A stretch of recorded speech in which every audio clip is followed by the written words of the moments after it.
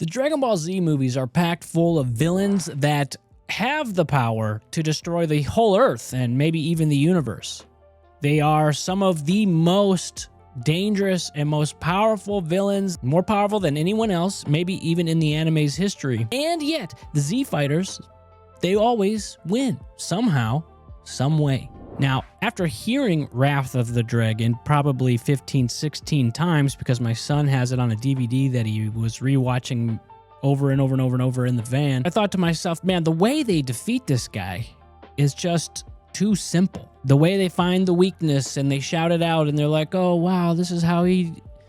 I was just like, you know, it's been a while since I've seen the Z movies, all of them. I wonder how that happens for the rest of them. And what I've come to find is it seems like there's about 3 categories that each movie could fall into, you know, where we could kind of place their fatal flaws. 1, pure arrogance. 2, physical or structural weaknesses. And 3, unique strategy. Something that's just a little bit different. So category 1, the arrogance or arrogance of over-engineering. We'll start with Garlic Jr. in the Dead Zone movie. Now, most people think Dead Zone is semi-canon, as it is kind of like a prelude to Dragon Ball Z. And there's also a Garlic Jr. arc that was a part of the anime that also is arguably not canon because the movies aren't. Anyways, Garlic Jr. is pretty strong. He's got a form where he hulks up real big and becomes a real scary version of himself.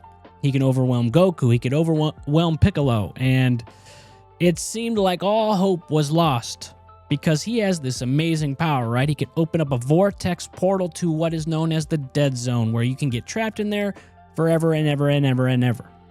Also, Garlic Jr. is one of the only guys who gets his wish of immortality, as we've seen many people want or desire. Vegeta, Frieza have both really wanted this wish to come true. He's one of the guys who actually got it. So he's immortal, and like I was saying before, when all hope seemed lost, this is where the tides turned. Garlic Jr. has his Dead Zone portal open, and it's gonna suck everybody dry. But what happens is Gohan is like pissed, as he is. This is his, you know, pre-Z form, beginning of Z form, where he's just a little baby with the hat.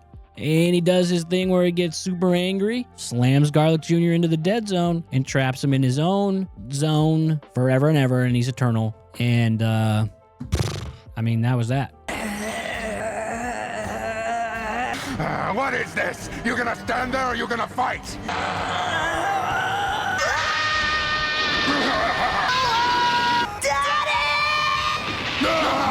They haven't beaten me! I cannot die! So, I mean, just out the gate, he was so arrogant. He had this portal. He thought he could overwhelm everyone, and he was, but he did not see Gohan coming.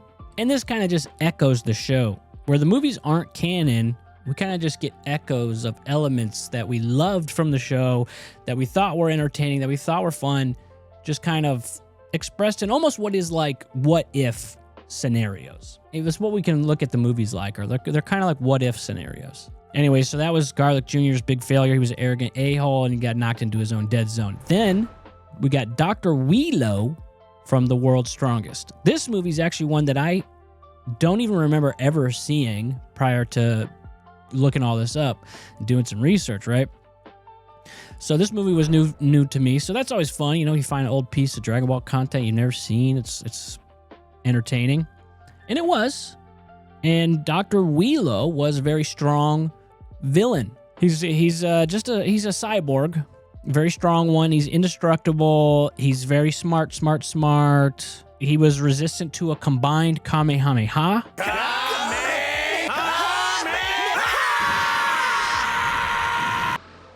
It didn't work! But here's his flaw. He was too overconfident in this armor. And because he was so huge and he was a giant robot, probably could have oiled him up a little bit, he was slow. And so, what does Goku do to win this battle? That's right, Goku mostly wins every battle, but not all, but most. What does he do to win? Spirit Bomb. And it works. Good. I've gathered all the energy I need. What the hell is he trying to do? Spirit Bomb! No!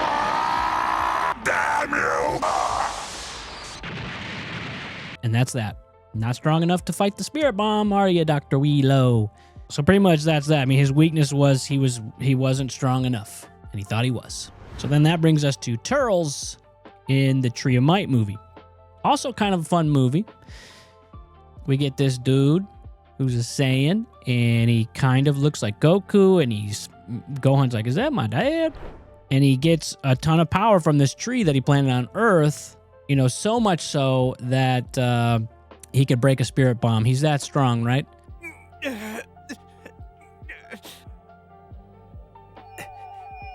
Thank you. Huh? It can't be. Take this, Turles! A gift from the earth!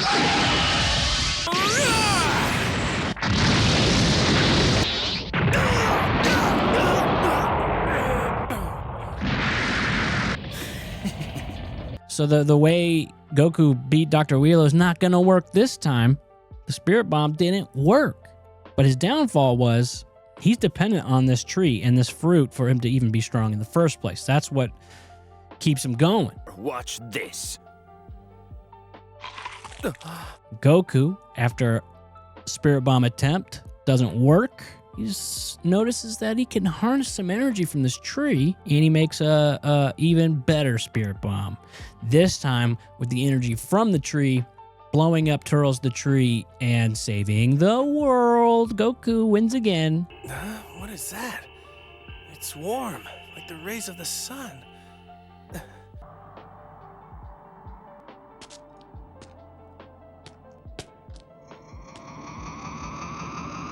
Got to stay focused on the energy from the fruit. Turles! Not you again! How did this happen? I have the power of nature inside. I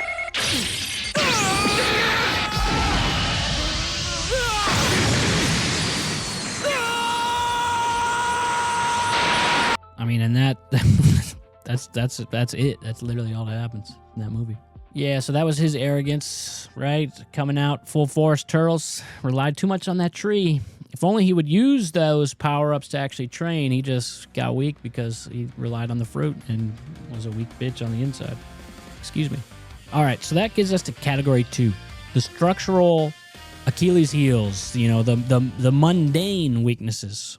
Almost funniest of all the weaknesses and almost the funniest movies for how these people are taken down, or the silliest, goofiest ways. Because again, we know we have these villains that are capable of destroying the universe, or the world at least, and overpowering the Z fighters, whoever's there, whoever's present.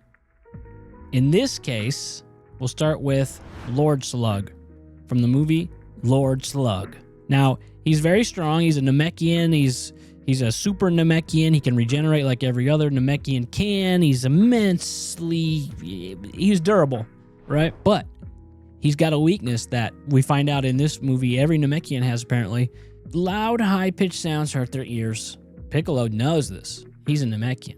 He also knows pulling on some antenna also hurts. So what he does is he tells Gohan, hey, whistle, brother. Hey, why are you laughing? You're about to die. Why'd you do that? Go on! I want you to do what you were doing earlier! Piccolo wants me to whistle. Gohan's like, whistle, brother? He starts whistling. And Piccolo stretches out. He grabs Goku's hand. He gives him some energy. Gotcha!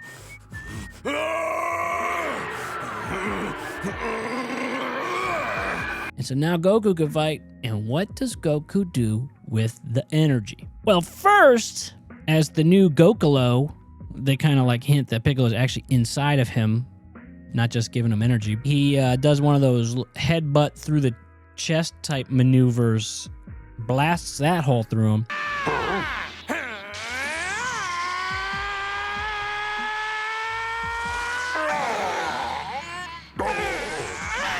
He goes past the clouds, makes a spirit bomb, blows up Lord Slug and his cloud maker. Yes! What?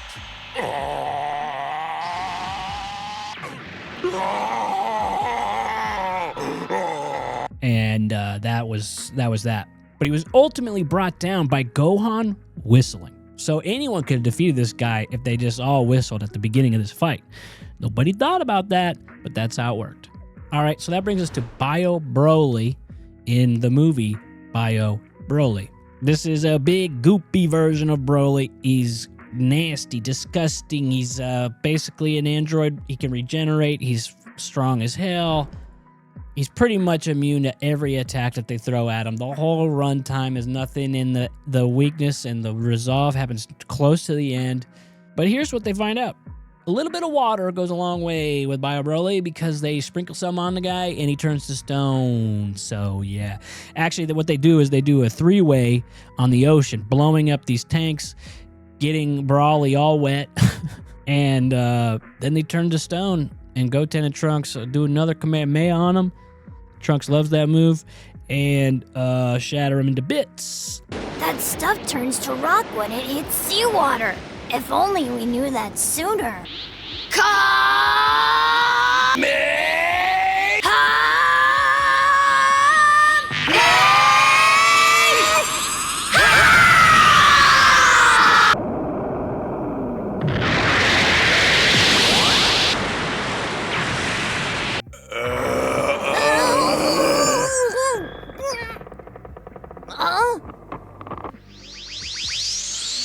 Okay, now that was scary.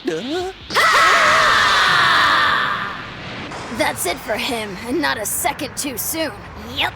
That's how I defeat Bio Broly. And that, that category stands by itself, with just those 2 movies being some of the silliest weaknesses of all the movies. But that brings us to category 3, where the Z Fighters had to try and use some unique moves. So we'll start with Cooler in Cooler's Revenge. He's a non-canon Frieza brother, and he's very strong. He's got a new transformation that Frieza couldn't even do, and his supernova attack is faster than Frieza's. But just like Frieza, he is arrogant. He even had a chance to kill Goku when he was a baby or a child. He did not. Now, although he was very arrogant, it wasn't just like he didn't foresee that Goku would be strong. He knew. But everything Goku tried and everybody else tried didn't work. So he had to come up with a new plan. A little tricky plan. And Cooler's gonna do this supernova. It's coming down. Goku's a Super Saiyan. He's kind of spooked, but he's not gonna let this happen. Can't let it go on! And he somehow pulls off a move, seeming Kamehameha-ish, blasts that supernova and Cooler off the Earth and directly into the sun, boiling him like grits.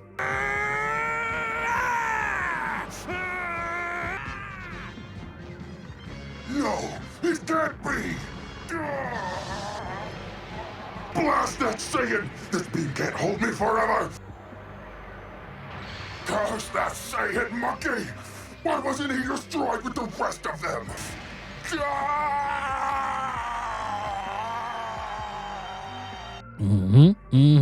And that's how he is ruined. That's simple. But it was unique, right? It's not just trying to fight him, do the moves we've all seen a million times. This time, he blasts him off the Earth into the sun. So it's actually a cool twist. Instead of just being more of what we've seen before, it's actually unique, which I think that is cool. This category, I think, is the best of the best movies. But then that brings us to Metacooler. We now have Metacooler in the Dictator Star. He jacks Vegeta and Goku into the Matrix, basically, and sucks their brain hard off, taking all of their juice until they realize, whoa, we can actually overpower this mug. We turn Super Saiyan, blast him full of our Super Saiyan juice, the Dictator Star will explode, and that's exactly what happens. What? What was that? How can I still be drawing power? It's overheating. I'm at my limit. Stop!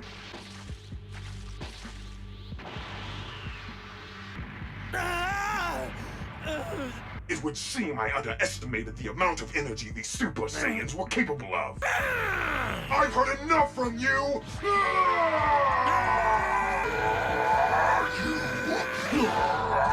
You can't win!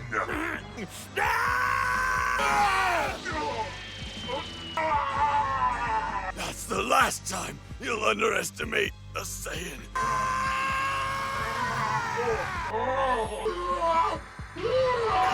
So it is an interesting movie. It is, continuing another movie. So it's like it's pretty cool in that way where you have, you can watch back to back basically. But the Gete Star could not handle the amount of energy that they were putting out.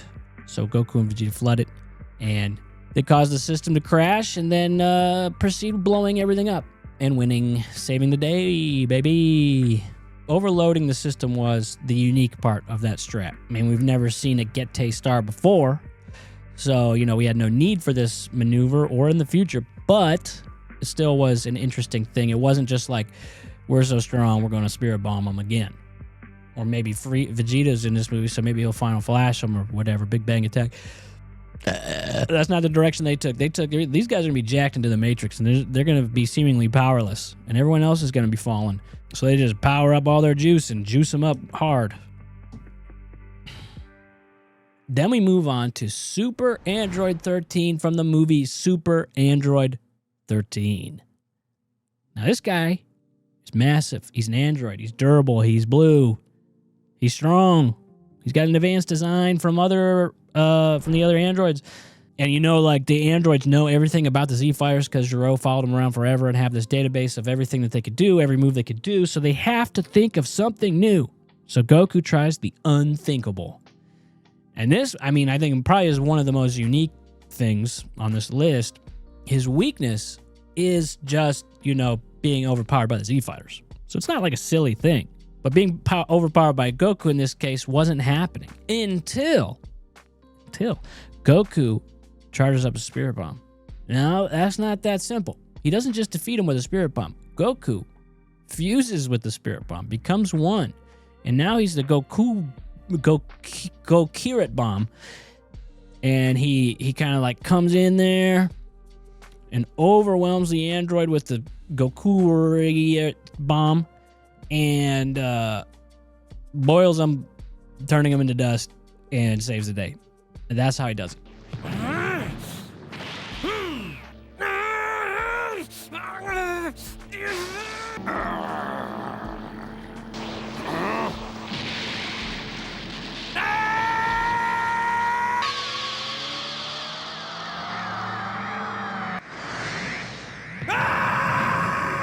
What are you doing?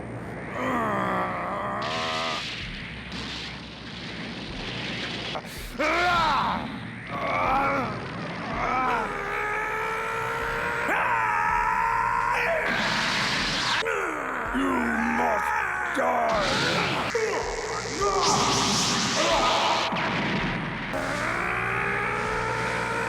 So Goku becoming one with Spirit Bomb was very unique, very cool. He's kind of screaming with his teeth clenched the whole time that he's doing it. And you just see the android start to melt, and that's that. Everyone else got fudged by this android. This was Goku's last ditch effort. And he did something very new, very unique, and we'll probably never see it again. Okay, then we can move on to Broly. Sorry, Broly, the legendary Super Saiyan. We already know about Broly. He's very strong. He's got his rage. He's, very much an overwhelming force, spooky guy. But his weakness is part that he's too cuckoo and can't control himself, and also his belly is sore. Because when he was a baby, he was stabbed in the belly. After everyone gets their butt kicked, Goku sucks the rest of the Z-Fighters' energy off of them, powering up his fist and punches Broly right in that belly. And he explodes. Now the real fight begins!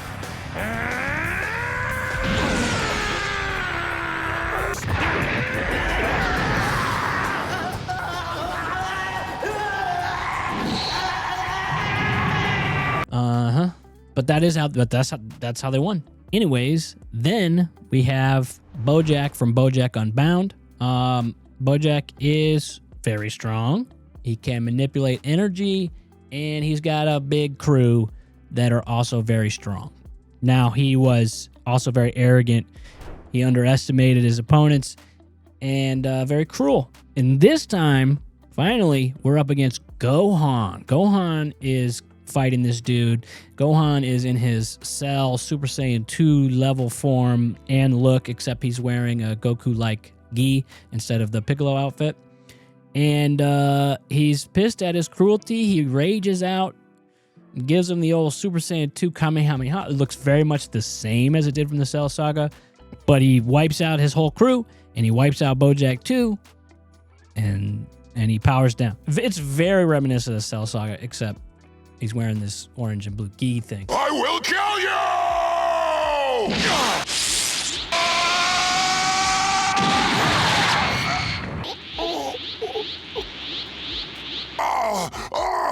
Any last words before you die? There is one word that comes to mind.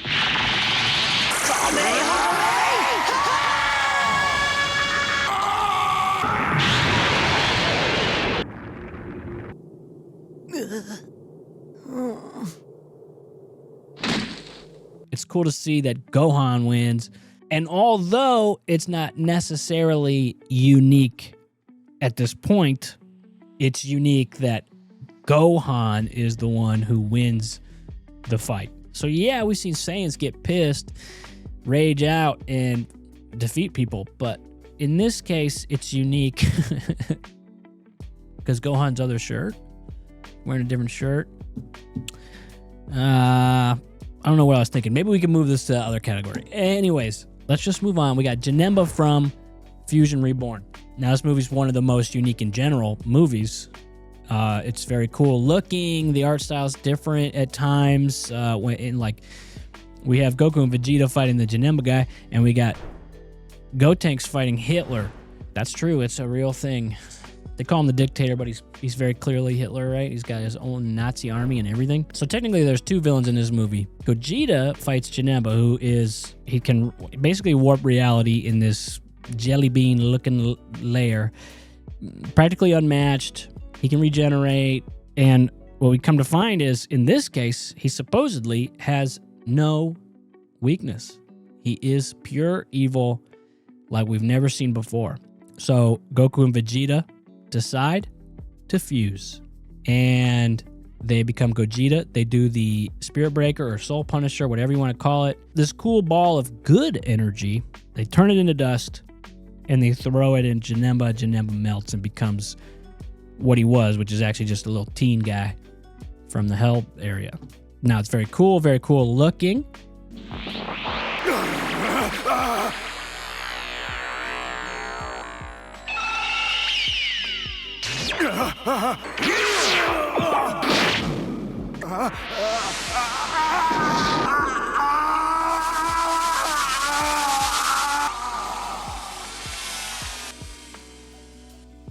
But at the same time, you still have Gotenks fighting Hitler.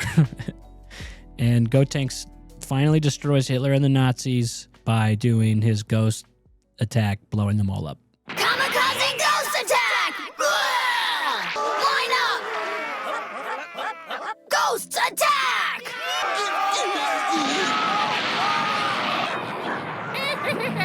Yeah! Fusion rocks! Anyways, so the movie in general is extremely unique, very fun. I think it might be my favorite of the Dragon Ball Z movies. In fact, I saw this for the first time before it was ever available in the English dub on a VHS bootleg that my brother brought home from school. I don't even know how old I was pretty young. But that brings us to the last one on the list, the Wrath of the Dragon, the Hirudegarn, who was once legs and then becomes a big, giant, crazy guy who just... Listen, I'm telling you, I've heard this movie a million times, and he just growls, or, sounds like when the Saiyans are in their monkey form, like all that growling in the deep voice. He just does that for a very long time fighting these guys. They seemingly are overwhelmed. Oh my God. He can also become intangible. So Goku tries to fight him. Everyone tries to fight him. And they just punch right through him, basically. And they can't figure out what to do. Until when Gohan Saiyaman recognizes his weakness, which is that when he attacks, he is vulnerable. But also his weakness is he doesn't like being made fun of.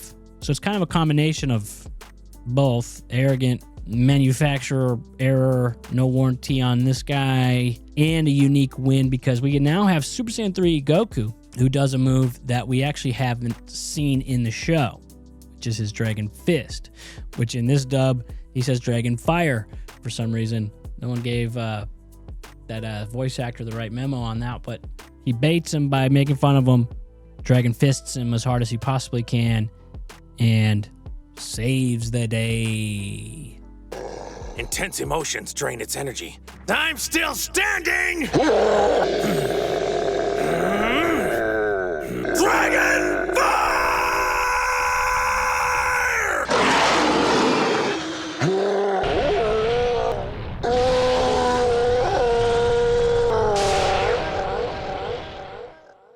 And that is the final boss.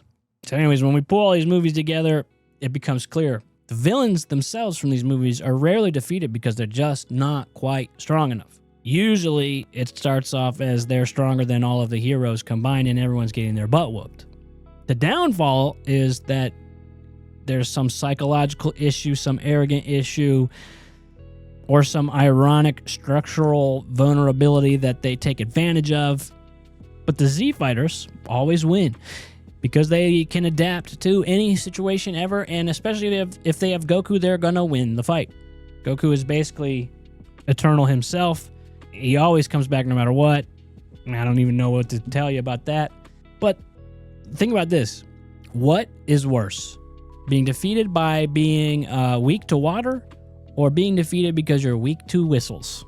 Let me know in the comments which one you'd rather have, because you only have two choices, and would you rather be weak to whistles or weak to water? You'd let me know in the comments, and you have to. This is a contractual obligation. You have already signed this. You forgot that you signed this, but it happened 5 years ago. It was in the terms and conditions of some website that you signed up for and you don't even remember doing.